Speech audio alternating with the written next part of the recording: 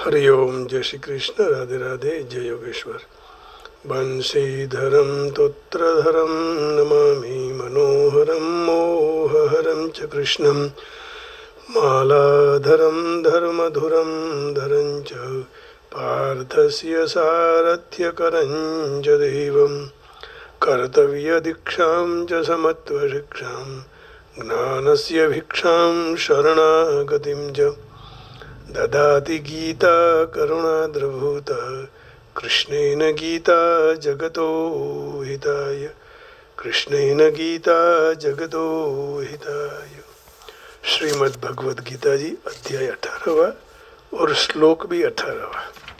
कल 17वें श्लोक में यस्य न अहंकृतो भावो बुद्धि यस्य न लिप्यते, जिसका अहंकार भाव नहीं है, मैं करता हूँ ऐसा भाव नहीं है, जिसकी बुद्धि लिप्त नहीं होती है, अथवापि सईमान लोका न हंती न निबध्यते, वो मार कर भी इस लोगों को हन कर भी वास्तव में वह मारता नहीं है और नहीं बंधन में आता है, ऐसा भगवान ने कहा था। अग्रिम श्लोक में ज्ञान और प्रवृत्ति क्रिया दोषित नहीं होते हैं, परंतु कर्तृत्व अभिमान ही दोषित है, क्योंकि कर्तृत्व अभिमान से ही कर्म संग्रह होता है। इसी श्लोक में आगे में बताते हैं। माने सबसे इतने सारे श्लोकों का सार यही है कि कर्ता भाव नहीं आना चाहिए, करने वाला वही है, कीर्तार वही है।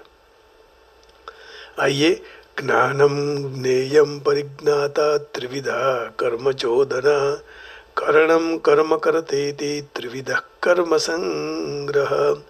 ज्ञानम ज्ञेयम परिज्ञाता त्रिविधा कर्म चोदना करणम कर्म करतेति त्रिविधा कर्म संग्रह।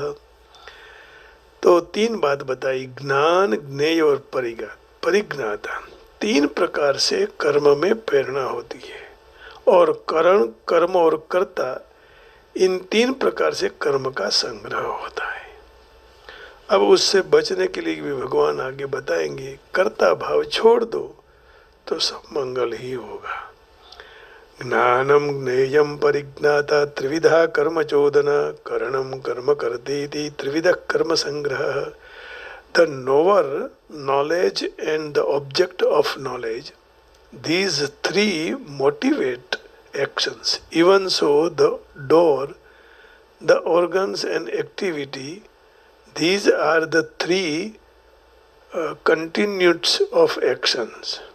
Trividah karma sangrah, constituents of actions, not continued. अब इसके में भी थोड़ा इसका भाव देख लेते हैं, क्या कहते हैं। श्लोक है 18वां। Knowledge, the object of knowledge and the knower are the three factors that motivate action. The senses, the work and the doer are the three constituents of actions. वही कहने का भाव है कि 3 प्रकार से कर्म का संग्रह हो जाता है। इसी अध्याय के 14वें श्लोक में भगवान ने कर्म होने के 5 कारण बताए। अधिष्ठानम तथा कर्ता, करणम च पृथक विधम, विविधाश्च पृथक चेष्टा, दैवम चैवात्र पंचम। तो दैव संस्कार, ये 5 मूल कारण है कर्ता। इस मूल कारण को दूर करने के लिए भगवान ने 16वें श्लोक में कर्तृत्व भाव रखने वाले की बहुत निंदा की। 16वां श्लोक में बोले ना भगवान, तत्रैवं सति कर्तारम आत्मानं केवलं तु यः पश्यत्य कृतबुद्धित्वान् न पश्यति स दुर्मतिः। परंतु यह 5 हेतु होते हुए भी जो मनुष्य उस कर्म के विषय में केवल शुद्ध आत्मा को करता देखता है, तो वह मलिन बुद्धि का है, ये वो ठीक नहीं देख रहा है, मलिन बुद्धि का ठीक नहीं देख रहा है, क्योंकि उसकी बुद्धि शुद्ध नहीं है और उसने विवेक को महत्व नहीं दिया है। तो 70वें श्लोक में भगवान ने कर्तृत्व भाव न रखने वाले की बहुत प्रशंसा की। यस्य नाहंकृतो भावो बुद्धिर्यस्य न लिप्यते अत्वापि स इमान् लोकान् न हन्ति न निबध्यते। जो मनुष्य मैं करता हूँ ऐसा भाव नहीं रखता है और जिसकी बुद्धि लिप्तन होती है और नहीं होती है, वह युद्ध में सारे लोगों को मार कर भी वास्तव में मारता नहीं है और बंधन में भी नहीं आता है। तो कर्तृत्व भाव बिल्कुल न रहे, स्पष्ट रूप से समझाने के लिए भगवान ने 18वें श्लोक में कहा, ज्ञानम ज्ञेयम परिज्ञाता त्रिविधा कर्म चोदना। ज्ञान, ज्ञेय और परिज्ञाता, इन तीनों से कर्म प्रेरणा होती है। ज्ञान को सबसे पहले कहने में भाव यही है कि हर एक मनुष्य की कोई भी प्रवृत्ति होती है तो वो प्रवृत्ति के पहले ज्ञान होता है। जैसे पानी पीने की प्रवृत्ति के पहले तृषा का ज्ञान होता है, फिर तृषा छिपती है, तो पानी आदि जो विषय का ज्ञान हुआ उसको फिर ज्ञेय कहा जाता है। तो ज्ञान को सबसे पहले कहने का भाव यही है कि हर एक मनुष्य को कोई भी प्रवृत्ति कर ले तो सबसे पहले ज्ञान, फिर प्रवृत्ति पानी पीने की, प्यास लगती है तो फिर पानी आदि का जो विषय का ज्ञान है उसी को ज्ञेय कहा जाता है। और जिसको ज्ञान हो जाता है उसको परिज्ञाता कहता है। तो ज्ञान का अर्थ हुआ प्रवृत्ति के पहले ज्ञान। तो पानी पीने की प्रवृत्ति के पहले तरस का ज्ञान हो गया ना, कि मुझे प्यास लगी है। फिर उसी विषय का जो ज्ञान हो गया पानी का, तो ज्ञेय। और जो ज्ञान जिसको हुआ उसको परिज्ञाता। ये 3 प्रकार का यहाँ भगवान ने स्पष्टता कर दिया कि भाई ज्ञान, फिर विषय का ज्ञान होना ज्ञेय, और जो ज्ञान होता है, जिसको ज्ञान होता है उसको परिज्ञाता। तो ज्ञान, ज्ञेय और परिज्ञाता तीनों होने से कर्म करने की प्रेरणा होती है। जो भी इन तीनों में से एक भी न हो तो कर्म करने की प्रेरणा नहीं होती। परिज्ञाता उसको कहते हैं परितः ज्ञाता, अर्थात जो सारे प्रकार की क्रियाओं को स्फुरणों का ज्ञाता है। तो वह केवल ज्ञाता मात्र है, अर्थात उसको क्रियाओं की स्फुरणा मात्र का ज्ञान होता है। उसमें अपने कोई भी कहीं इच्छने का या तो क्रिया करने का अभिमान बिल्कुल नहीं होता है। तो कोई भी क्रिया करने की स्फुरणा एक व्यक्ति विशेष में होती है। इसलिए शब्द, स्पर्श, रूप, रस, गंध आदि विषयों के कारण सुनने वाला, स्पर्श करने वाला, देखने वाला, चखने वाला, सुगंध लेने वाला, सूंघने वाला, ये सब कर्ता हो सकते हैं, परंतु उस सब को जानने वाला एक ही रहता है। वह कौन है? परिज्ञाता। इन विषयों को सुनने वाला, स्पर्श करने वाला, देखने वाला, चखने वाला, सूंघने वाला, एक अनेक कर्ता हो सकते हैं, लेकिन उसी को यहाँ जो सबको जानने वाला है तो उसी को परिज्ञाता कहते हैं। तो करणम कर्म करते थी त्रिविधा कर्म संग्रह। कर्म संग्रह के 3 कार्य हैं, करण, कर्म और कर्ता। 3 कारण बताए, करण, कर्म और कर्ता। सहयोग से कर्म पूरा होता है। जो साधनों से कर्ता कर्म करता है तो क्रिया करने के साधन इंद्रियां आदि को करण कहते हैं। खाना पीना, उठना बैठना, चलना फिरना, आना जाना, ये जो चेष्टा करते हैं उसको कर्म कहते हैं। और करण और क्रिया के साथ अपना संबंध जोड़कर कर्म करने वाले को कर्ता कहते हैं। तो इस तरह तीनों को मिलने से कर्म बनता है। तो सबसे पहले करण कहा गया कि ये करण है, फिर दूसरा कर्म कहा, और फिर कर्ता कहा। तो भगवान ने यहाँ खास यही बात बताई कि कर्म संग्रह किस तरह होता है, जैसे अर्थात कर्म बंधन कारक कैसे बनता है।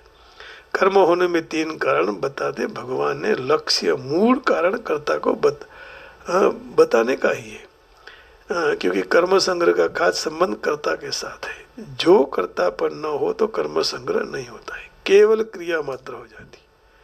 तो कर्म संग्रह में करण ये कारण नहीं है, क्योंकि करण कर्ता के अधीन होता है।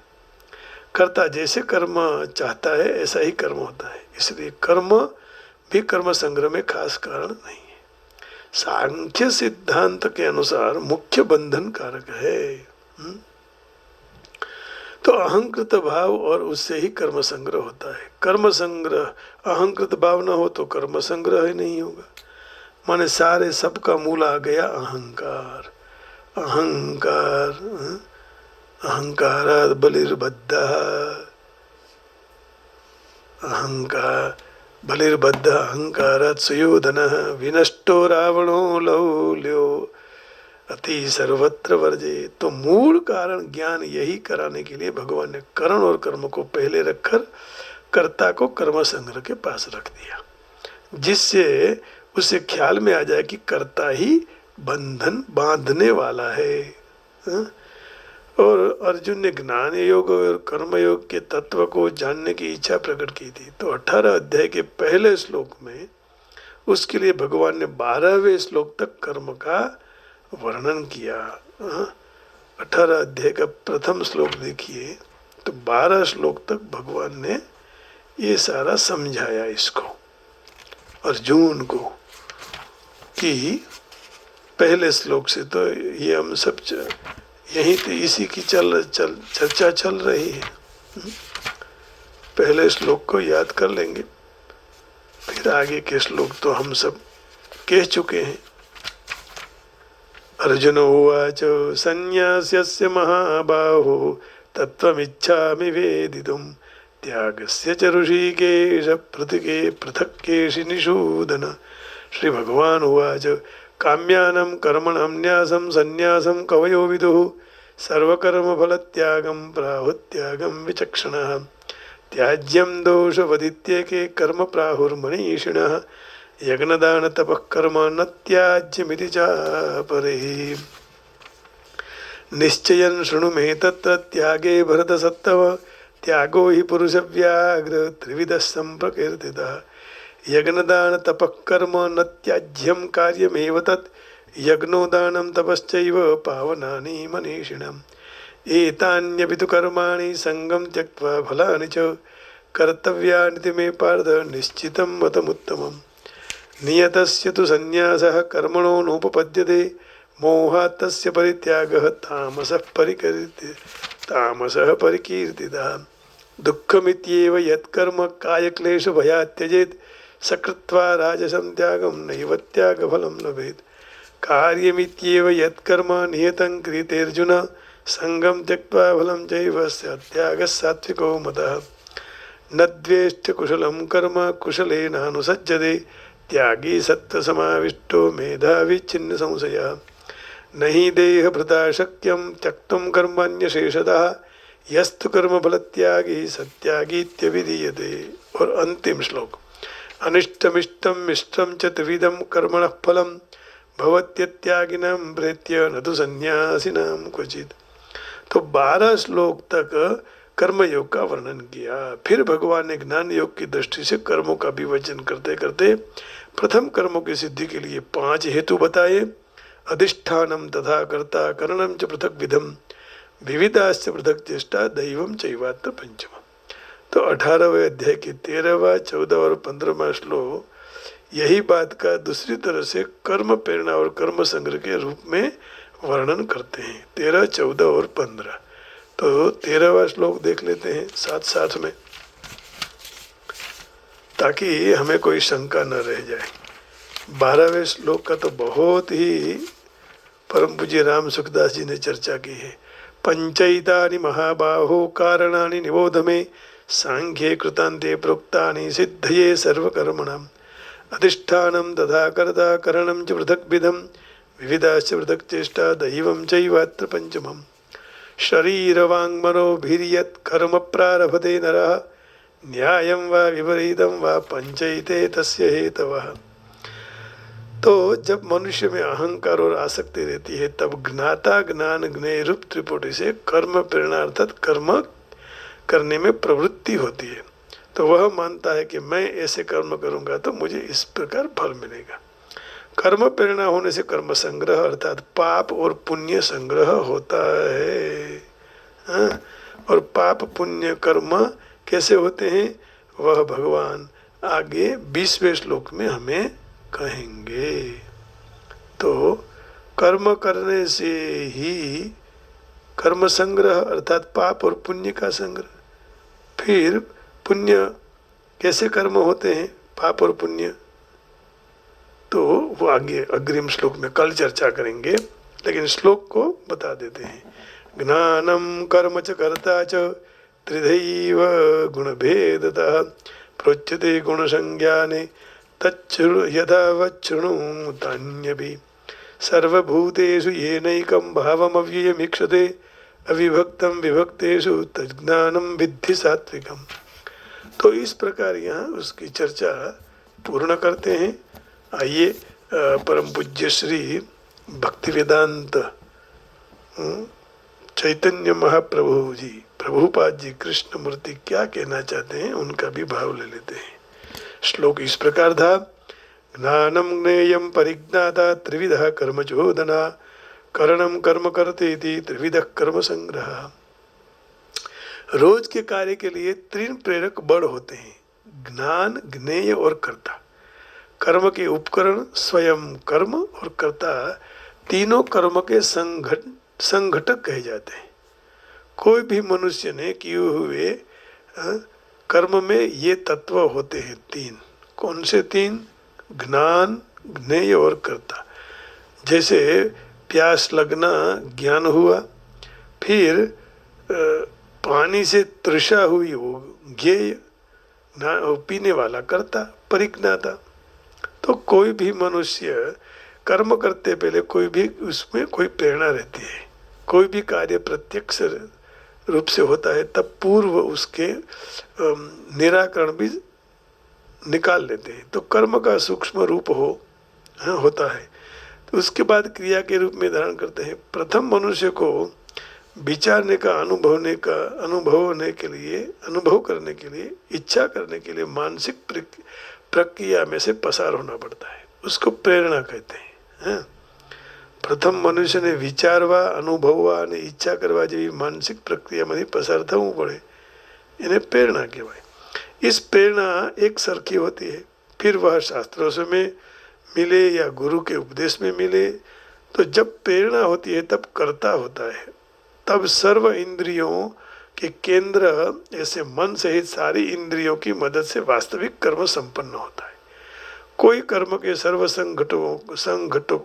संघटकों को कर्म संग्रह कहे जाते हैं। तो इस प्रकार यहाँ इस श्लोक का सत्संग भाव भगवान के चरण में समर्पित करके अब भगवान के लिए, भगवान को राजी करने के लिए कुछ भगवान का सत्संग करेंगे। सत्संगात भवति साधुता खलानाम। कहने का भाव यही है कि सत्संग से ही, भगवान के नाम भजन से, कीर्तन से ही अपना सब मंगल हो जाता है। और नित्य मंगल के लिए नित्य हरि को याद करना हमारा कर्तव्य है। और इसी को हम याद करते करते हमारे जीवन में सुख, शांति और आनंद। कौन सा सुख? हरि के नाम का सुख। क्योंकि कब समय कैसा आ जाएगा हमको कहाँ पता है। कब राम भगवान का भी उदाहरण लोग देते हैं ना, कि न जान्यू जानकी नाथे सवारे सूथवानु छे। तो जानकी नाथ को भी पता नहीं लगा। तो ये हमारे उदाहरण के लिए देते हैं, लेकिन जानकी नाथ को सब पता था, है ना। तो आइए अब भगवान से हम प्रार्थना करें कि प्रभु, हम न जान सके लेकिन हमें सहारा देना और हमारे जीवन में हम मंगल की प्राप्ति करें। तो इसलिए आइए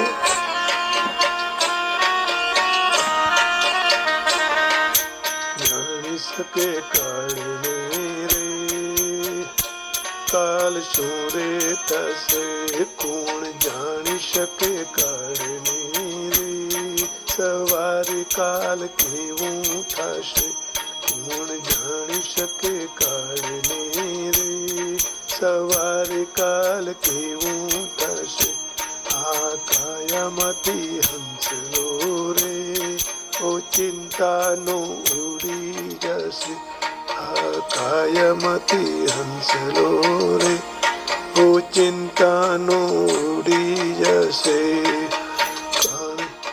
કાળની રે, સવારે કાલ કેવું થશે. હરે કૃષ્ણ કૃષ્ણ કૃષ્ણ હરે હરે, રામ રામ હરે હરે, ગોવિંદ ગોવિંદ ગોવિંદ ગોવિંદ ગોવિંદ ગોવિંદ ગોવિંદ ગોવિંદ ગોવિંદ. તારા મોટા મોટા બંગલા રે, ગાડી વાડી, તારા મોટા મોટા બંગલા રે, મોટર ને ગાડી વાડી, બધી માયા મૂડી મેળવીને ખાલી હાથ જાવું પડશે, બધી માયા મૂડી મેળવીને ખાલી હાથે જવું પડશે. કોણ જાણી શકે કાળની, સવારે કાલ કેવું થશે, તું જાણી શકે કાળની રે, સવારે કાલ શું રે થશે. ગોવિંદ ગોવિંદ ગોવિંદ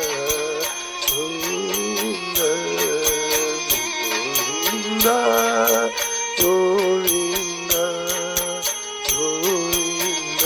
હરિ ગોવિંદ ગોવિંદ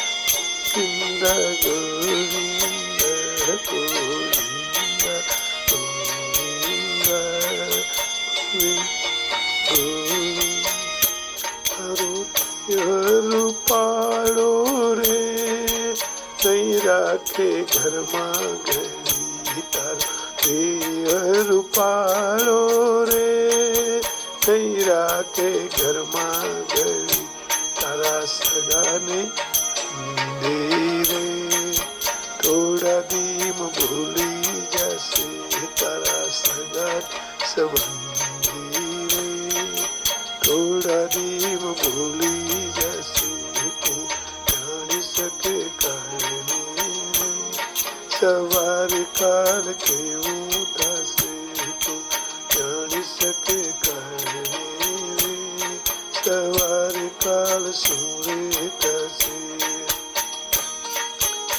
અત્યારે સંબંધીઓ ભૂલી ગયા છે તો પછી કેવી સ્થિતિ થશે જ્યારે તમારી હાજરી નહીં હોય, ઉપસ્થિતિ નહીં હોય. એટલા માટે કેવલ હરિના નામની નાવમાં બેસી જાઓ અને એ જ આપણને તારશે. ગોવિંદ ગોવિંદ ગોવિંદ હરિ ગોવિંદ ગોવિંદ હરિ ગોવિંદ ગોવિંદ. તારી સાચી ખોટી વાણી રે, વાણી આ જગમાં અહીં, તારી સાચી ખોટી વાણી રે, વાણી આ જગમાં અહીં, તારો પંખીડાનો માળો રે પર વિખરાઈ જશે, તારો પંખીડાનો માળો રે પલવારમાં વિખાઈ જશે, જાણી શકે કાળને રે, સવારે કાલ કેવું થશે, કોણ જાણી શકે કાળને રે, સવારે કાલ કેવું થશે. ગોવિંદ ગોવિંદ હરિ ગોવિંદ ગોવિંદ ગોવિંદ ગોવિંદ હરિ ગોવિંદ ગોવિંદ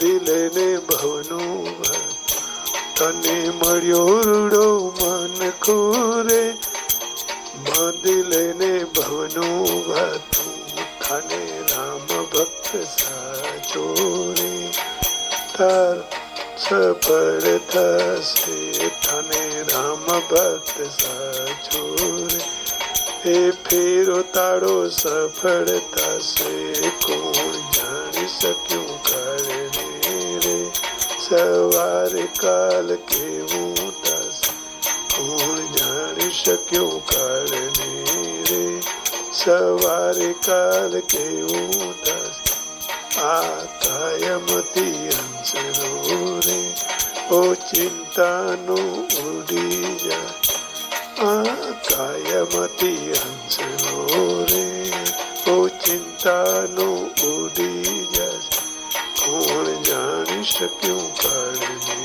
રે, સવારે કાલ કેવું થશે, કોણ જાણી શક્યું કારણે રે, સવારે કાલ કેવું થશે.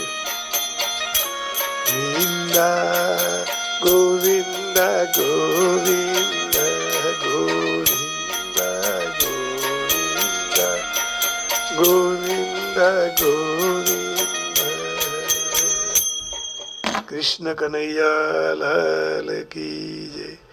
तो भगवान जो काल स्वरूप हैं, इसी महाकाल को प्रणाम करके वाणी को विराम देता हूँ. जय श्री कृष्ण, हरिओम, राधे राधे, जय योगेश्वर, गोविंदा गोविंदा, ओम नमः शिवाय, ओम नमः शिवाय. जय गिरनारी, जय श्री राम, जय राम जी की.